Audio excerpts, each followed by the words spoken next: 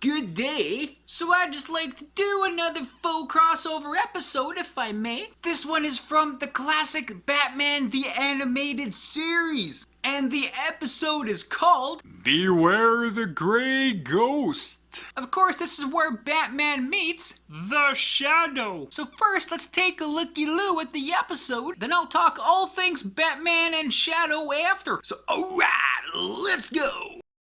Okay, so let's talk about this episode. It is a legend from 1992 and is timeless. So the intro to this episode is like artistically wicked awesome. It cuts between two different stories, which are the same. The first part is a young Bruce Wayne is watching his favorite TV show, The Gray Ghost. The episode called The Mad Bomber, where somebody is blowing up buildings in the Gray Ghost City. Who will take money to stop bombing? Like, that story is spliced into Batman watching explosions happening in Gotham City. Same thing, some guy is blowing things up and he wants money in order to stop the bombing. So Bruce Wayne realizes that this has some connection with the Grey Ghost. I don't remember these episodes, but something's up, right? So he tries to find copies of the Grey Ghost and has a really hard time because I guess the master tapes were destroyed in a fire accidentally years ago. So this leads him to find the actor of the Grey Ghost, Simon Trent, who just happens to be living in Gotham City at this moment. And Simon Trent is a down-on-his-luck actor who really couldn't land any roles ever since he's been typecasted as the Grey Ghost. And he has been selling his Grey Ghost memorabilia and any Grey Ghost toys and collectibles that he's had just so he could pay the rent. He has been selling them at this store, which I just love the name of the store, Yester Toys.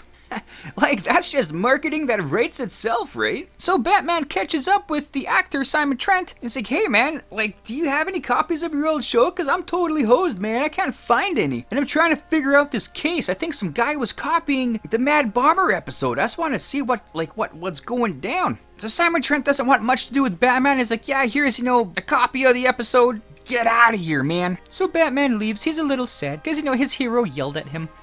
Guess I shouldn't laugh, sorry. So we see Bruce Wayne watching this episode of The Grey Ghost, and actually that's kind of like me watching old movies. Is Batman a fan of me? I knew it. But in the episode they show that the bombs are being carried on remote-controlled cars and then detonated near the target because there's like cameras on the cars to see where it goes. So he tells Commissioner Gordon, hey, yeah, heads up, man, these little cars are gonna blow things up. So the target was the Gotham Bank. They were able to stop it from being blown up. Batman does find one of these remote-controlled cars, only to find out it's a decoy. There's more cars coming towards him to blow him up real good, like. But turns out he gets some help to escape, and that help came from The Gray Ghost. which is awesome. So Batman's like, hey man, you want to come to the Batcave and we can try to, figure out this crime together? Even though Simon Trent is an actor who played the Grey Ghost and really not a crime fighter, he's like, yeah, sure. Like, who would pass that up, right? Go to the Batcave? Like, only a handful of people have been there, man. Of course he's gonna go. Of course they're driving back and they're having a toy car chase with the remote control car bombs that are chasing them, and they barely get out of the city. Like, how powerful are these bombs? But later on at the Batcave, Batman shows Grey Ghost this room in there, which is a shrine to the Grey Ghost, with all the Grey Ghost memorabilia in there and everything, and says, yeah, the Grey Ghost is my hero. I made the Batcave to look just like the Grey Ghost lair, which is awesome. Actually, that's kind of like how in the TAS Super Cave, I do have a shrine as well, but it's to the Edmonton Oilers. But still, Batman's stealing more of my ideas.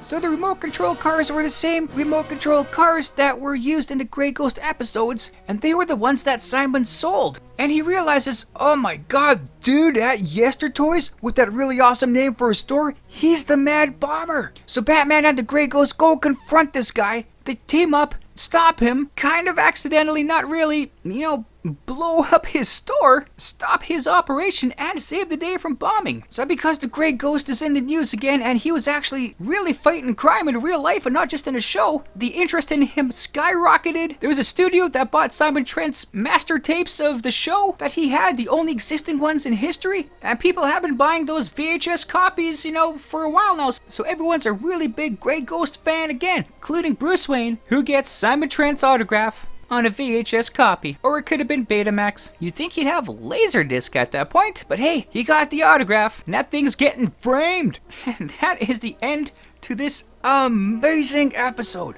Oh man, like that was such an awesome episode. And out of this whole Batman animated series, that was my favorite one. I don't know if you could tell with me watching old movies and old shows, but I am a history buff. Even with movies and TV shows that have their own in-universe history in their shows or movies, it's pretty cool to see how things came from where. So everything about this episode is just amazingly awesome. If you haven't seen this one, I would definitely recommend it. Like, a lot of people have fan crushes on Batman. It is kind of cool to see Batman having a fan crush on the Grey Ghost, you know? And that actually makes Batman more relatable. We've all been big fans of different characters or different shows, and I could really appreciate how young Bruce Wayne must have felt when he watched these Grey Ghost TV shows back in the day. I guess that would have been like me watching the old episodes of The Real Ghostbusters. And kind of like I did, I was watching Grey Ghost vicariously through Bruce Wayne. Like, I can dig that stuff. Like, it's great. So this episode was great with everything we have seen on screen, and there is so much more behind the scenes stuff that, you know, is really great too. So let's dive into this a little deeper. So seeing as the Grey Ghost is a homage to the Shadow, let's take a look at how. Well, there's actually not much. They both have similar costumes, although the Shadow's costume is black and the Grey Ghost's costume, well, is obviously gray. They got the cape, they got the hat. It's almost more of a suit than a costume. They're both crime fighters, and they're both characters from quite a vintage time ago. And both movie characters that inspired Batman. Other than that, you know, that's it. We don't know Grey Ghost's secret identity. Like, we know the actor who portrayed him as Simon Trent, but we don't know the character's real identity. He does use weapons like the Shadow does. There's really nothing else comparing the two. And we only know that the Grey Ghost is a homage to the Shadow was because the writer said so. So that's my Pulitzer Prizing research right there for you, I guess. I await the word in the mail. So in the episode, we do see the interior of Simon Trent's apartment, and on his wall, he has hanging a really awesome looking poster of the Grey Ghost. And the poster is a loving homage to the cover of one of Shadow's comics, The Shadowed Millions. As you can see, pretty darn good looking. Also, in the show that Bruce Wayne watches, The Grey Ghost, the title card of that show has the word Grey Ghost, and the words are followed by a really long shadow. Hey, clever, right?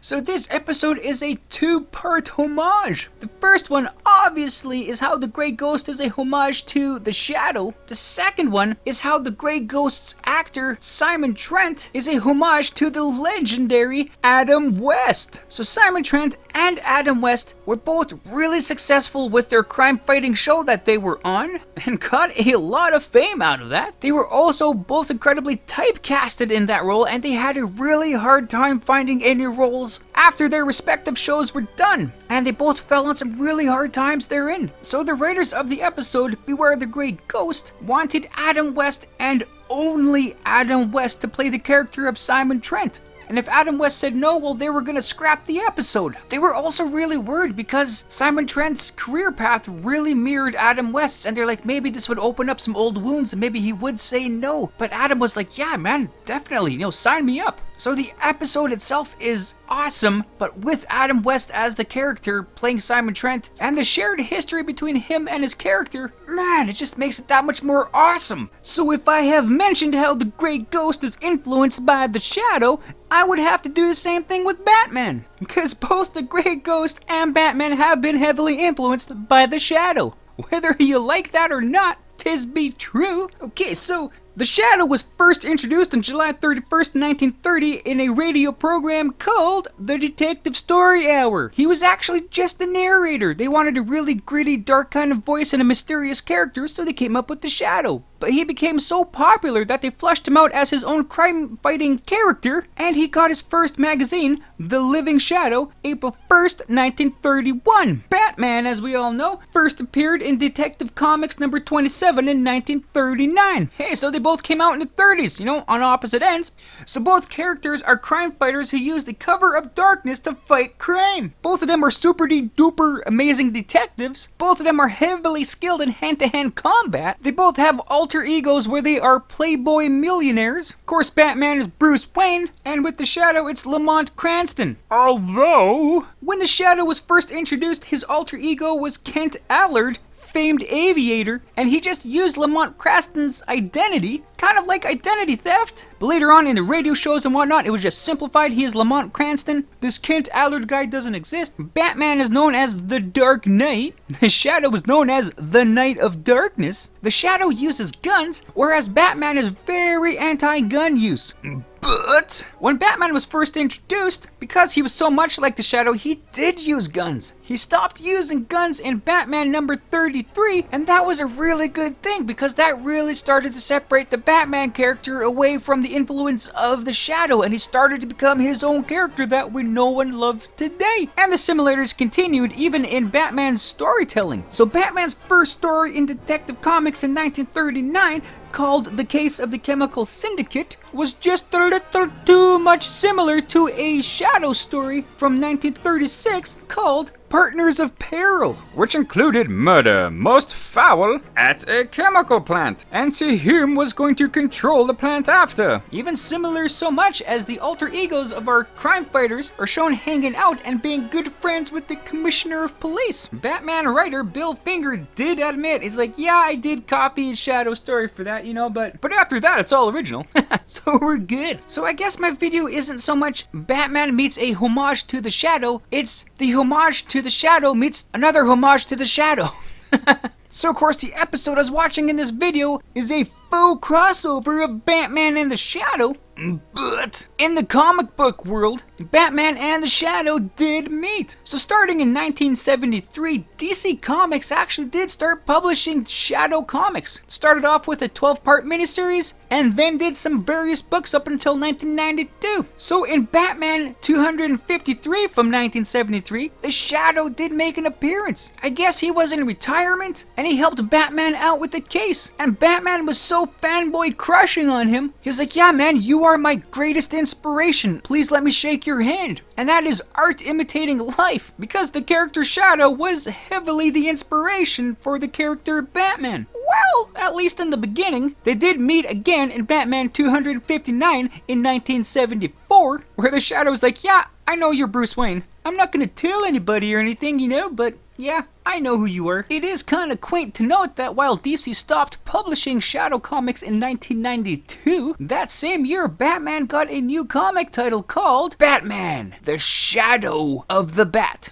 Nice. Of course, they did meet up again in a cross-publication crossover with DC Comics and Dynamite, and that was in 2017 in a 6-part miniseries. I think it is kind of funny, you know, Batman having an anti-gun stance doesn't seem to have a problem with the Shadow using guns, but any crossover he has with any other character, like let's say Grifter from Image Comics or the Punisher from Marvel, he suddenly has a problem with them using guns. I guess you can let your hero get away with anything. So in DC Comics, there was actually a character back in the day called the Grey Ghost, first introduced in 1984 in Jonah Hex number 85. So if you didn't know, that's in the old Western times, and the Grey Ghost was a villain. He was a member of the Confederate Army who didn't accept the loss of the Civil War, and he was hunting down Confederate personnel who abandoned the war that was over. So I'm kind of showing you the character here, but not so much because his face is actually the old Southern flag. Don't believe YouTube would really like me showing that, so I'm not going to. But the character was eventually killed in 2010, and there were two different people who actually carried the mantle of the Grey Ghost. So in and around 2011, in the Batgirl comics, there was this chap named Clancy Johnson who for a short time took the mantle of the Grey Ghost and wanted to be Batgirl's sidekick. So not the same character, just some dude paying homage. So the Grey Ghost did pop up a couple more times, or at least references to the Grey Ghost. In the Batman Beyond episode from 1999 called Blackout, we see Bruce Wayne still has a Grey Ghost costume on display in the Batcave. And he actually uses it as a quick disguise when the villain Inc. breaks into the Batcave and he needs to hide his identity. Fanboys never die. 2000 2005 episode from Justice League Unlimited, we have a flashback of a young Terry McGillis who becomes Batman. If you didn't know, he was leaving a movie theater after watching a movie with his parents.